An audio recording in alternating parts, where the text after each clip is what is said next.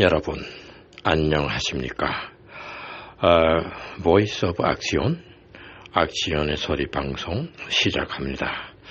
오늘은 2020년 1월 28일 화요일입니다. 오늘 말씀드리고자 하는 내용은 우주의 생성과 숙명입니다. 우주의 생성과 숙명.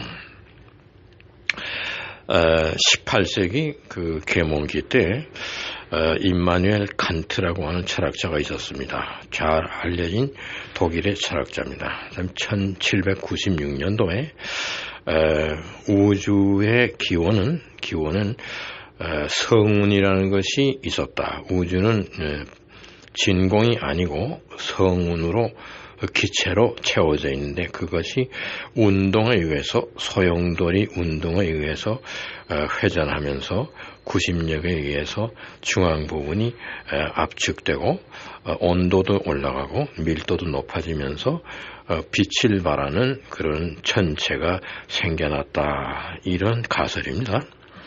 이 똑같은 이야기를 파리에서 프랑스의 피에르 라플레이스라고 하는 사람도 발표를 했습니다.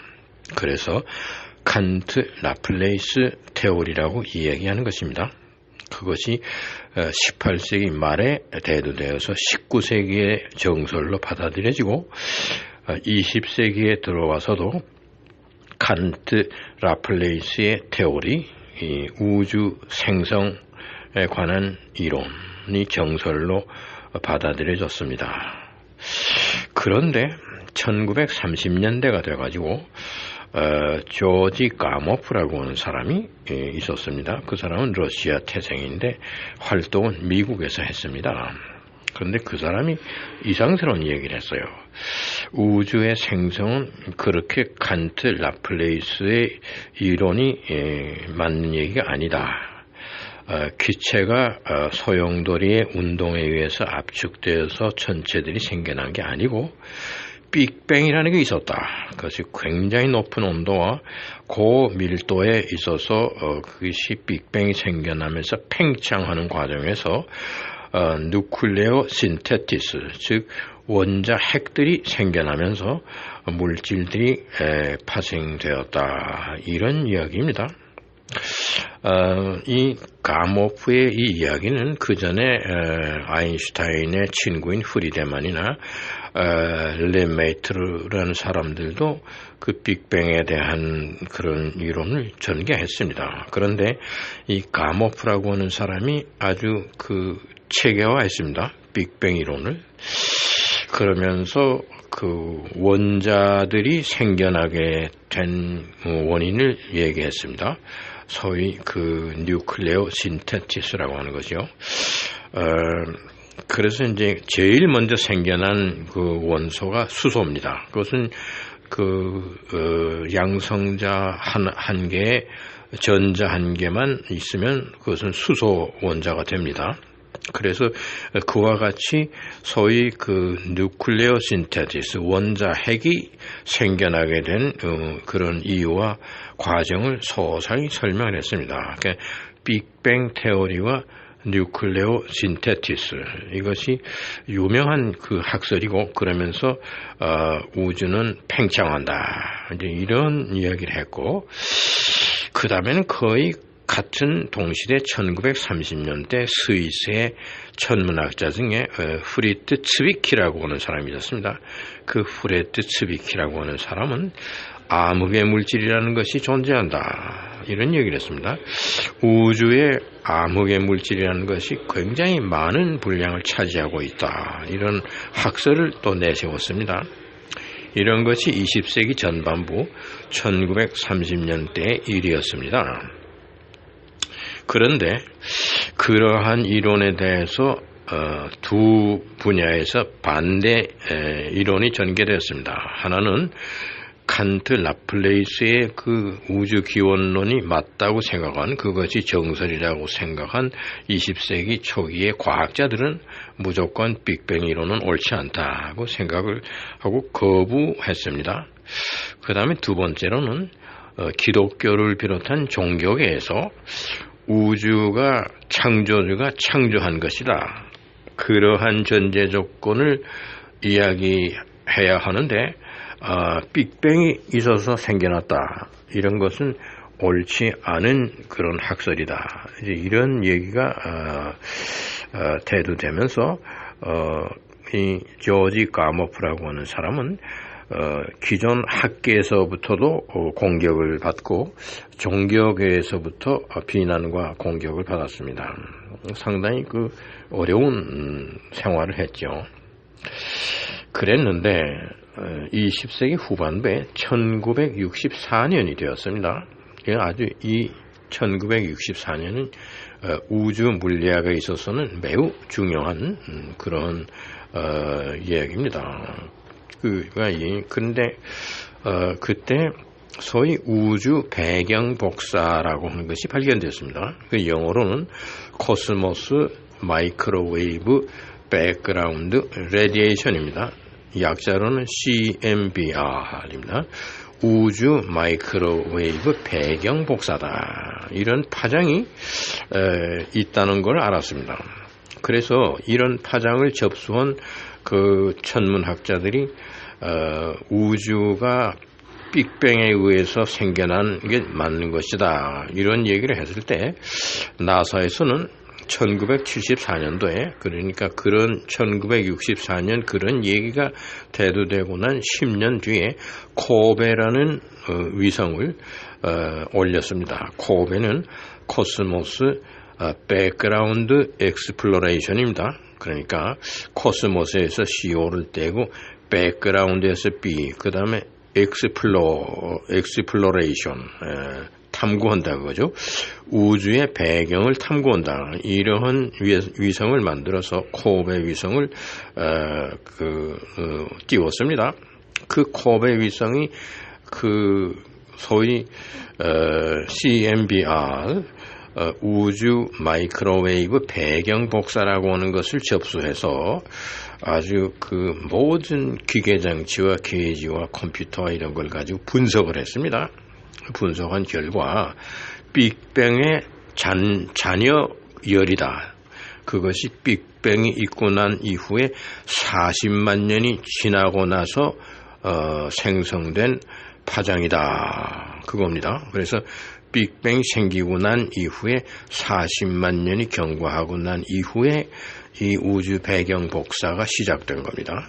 그래서 그렇게 해서 빅뱅이 정확히 언제 일어났느냐 하는 것을 계산을 했습니다. 그것이 지금으로부터 137억 년 전에 빅뱅이 생겼고 40만 년이 경과한 이후에 초기 우주, 얼리 우주 또는 우주 맹아, 유니버스 엠브리오라고 부르는 초기 우주 형태가 생성되었습니다. 그것이 계속해서 팽창돼서 오늘날 우리가 살고 있는 이 우주가 형성된 것입니다. 우주의 생성은 지금 빅뱅에 의해서 137억 년 전에 이루어졌다 하는 것이 오늘날에는 정설로 되어 있습니다. 칸트 라플레이스 테오리가 아닙니다. 그래서 과학적으로 입증되는 바가 많습니다. 그것이 CMBR 마이크로웨이브 우주 배경 복사라고 하는 파장이 우주에 아주 도처에 산재해 있습니다. 그 파장을 코베 위성이 분석하고 연구한 결과 빅뱅이 지금으로부터 137억 년 전에 생겨났다. 그리고 빛을 내는 이 모든 우주 전체는 우주 공간의 4%에 해당되고 나머지 96%는 암흑의 물질과 암흑의 에너지로 되어 있다. 이런 것도 그 코베 위성이 알아냈습니다. 결국은 1930년대 스위스의 천문학자 프레드 츠위키라고 하는 사람이 예언하다시피 얘기한 거 우주에는 굉장히 많은 분량의 암흑의 물질이 존재한다. 이러한 이야기를 했습니다. 그런데 암흑의 물질뿐 아니라 암흑의 에너지까지 존재하는 것입니다. 그러면은 우리가 보는 그 별이라고 하는 우주의 전체라고 하는 거, 눈에 보이는 거, 빛을 발하는 이거는 전체 우주의 4%밖에 안 되는 겁니다. 그 다음에 96%는 암흑의 물질과 암흑 에너지입니다. 그러면은 이러한 우주의 숙명은 어떠한 것인가? 이것은 지금 그 제네바에서 스위스죠. 이 세른이라고 하는 우주 핵물리학 연구소입니다. 거기에서 LHC라고 하는 엄청난 기계를 제조했습니다. 그것은 라지 하드론 콜라이더인데 양성자나 중성자 같이 좀 큰 그 입자를 빛의 속도로 가속시켜서 충돌시키는 겁니다. 그래서 라지 하드론 콜라이더의 약자입니다. LHC라고 하는 것은 라지 하드론 콜라이더. 이렇게 해서 그 입자들을 빛의 속도로 가속시켜서 충돌시키면은 빅뱅과 같은 것을 시뮬레이션 해볼 수 있습니다. 우주 빅뱅을 시뮬레이션 해보는 기계 장치입니다. 그렇게 했을 때 알아낸 것은 빅뱅이 일어나는 순간의 온도가 섭씨로 계산하면 15조도입니다. 태양 중심 온도의 100만 배입니다. 15조도 온도에서 하강하는 과정 속에서 우주의 전체가 전부 생성되었다. 이런 겁니다. 이래서 제일 먼저 생겨난 것이 소위 그 쿼크와 글루온. 글루온이라고 하는 것은 쿼크를 붙잡아 매고 있는 끈과 같은 그러한 요소입니다. 그것이 먼저 생겨나서 소위 그 쿼크 글루온이라고 하는 것은 좀 콜로이드 상태의 걸쭉한 액체 상태의 초기 물체가 생성됐습니다. 그래서 거기서 그 쿼크라고 하는 것이 3개씩 모여서 거기서 양성자도 생기고 중성자도 생겨난 겁니다. 이렇게 돼서 우주의 물질이 생겨나고 천체가 생겨났다. 이런 것을 LHC의 그 실험을 통해서 과학적으로 입증한 바가 있습니다. 그러면은 옛날 소크라테스 이전 철학자로서 파르메니데스라고 하는 사람이 있었는데 그 사람은 우주에 존재하고 있는 모든 것은 온도가 있어야 존재한다. 온도가 없으면 제로, 앱솔루트 제로 상태에서는 절대 온도 상태에서는 존재가 불가능하다. 그래서 이제 우주의 온도를 재는 켈빈입니다. 켈빈 제로입니다. 켈빈 온도 0도면 그거는 절대 온도입니다. 그것은 섭씨로 환산하면 마이너스 274.14분입니다. 이러한 절대 온도로 내려오면 존재가 불가능합니다. 그래서 무지요. 없는 무라고 하는 없는 상태의 온도가 켈빈 제로입니다. 아주 절대 온도, 그것이 우주에서 없는 상태, 무의 온도입니다. 그것이 절대 온도입니다. 그러면은 그 빅뱅이 생겨나서 섭씨 15조도에서 소위 절대 온도, 그 켈빈 제로까지, 섭씨로는 마이너스 274.14도까지 14분까지 내려오는 하강하는 과정에서 우주의 모든 물체는 존재하고 우주의 모든 그 생명력, 우주의 수명은 계속되는 것입니다. 그래서 그 15조도의 온도가 절대 온도로 내려와서 켈빈 제로 아니면은 섭씨 마이너스 274.14도로 내려오면은 존재는 없어지는 겁니다.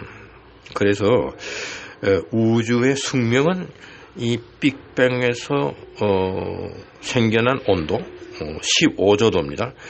거기에서부터 하강되는 과정이 우주의 숙명을 결정짓게 되는 것입니다. 그래서 지금 137억 년 전에 빅뱅이 생겼는데 그 빅뱅이 생기고 난 이후에 90억 년이 지나서 우리의 태양계가 생겨났습니다. 우리가 알고 있는 이 태양계는 빅뱅이 생겨난 이후 90억 년이 지나서 생겨났습니다. 그래서 137억 년에서 90억 년을 빼게 되면 약 한 45억 년이 조금 못 됩니다. 43억 몇 년이 되죠. 137억 년에서 90억을 빼게 되면 43억 몇천 이렇게 됩니다. 정확한 계산은 하면 나옵니다. 그러나 대체적으로 지금 우리 태양계의 나이는 45억 년 됐다. 그렇게 이야기하고 있습니다. 이 앞으로 태양계가 수명이 얼마쯤 지속되느냐? 딱 90억 년이 지속됩니다. 45억 년이 지나왔으면 절반입니다. 앞으로 또 45억 년이 지나면 이 태양계가 소멸하게 됩니다. 그리고 137억 년 전에 빅뱅에 의해서 생겨난 우리 은하계, 밀키웨이 은하계도 함께 소멸하는 그것이 태양계가 90억 년을 다하게 되면은 태양계가 소멸하면서 그 은하계 역시 소멸하게 되는 것입니다. 이것이 우주의 생성과 우주의 숙명에 관한 이야기입니다. 자세한 이야기를 계속하려면 상당한 시간이 필요하고 또 상세한 수학적인 공식이라든가 또는 우주에서의 대두된 이론 이런 것들을 전부 소개하고 상세하게 우주의 생성 과정과 앞으로의 우주의 숙명에 대해서 이야기를 하자면 많은 이야기가 전개되게 되는 것입니다.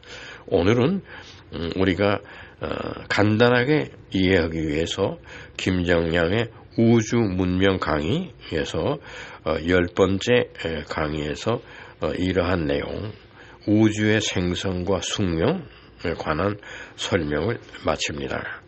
감사합니다.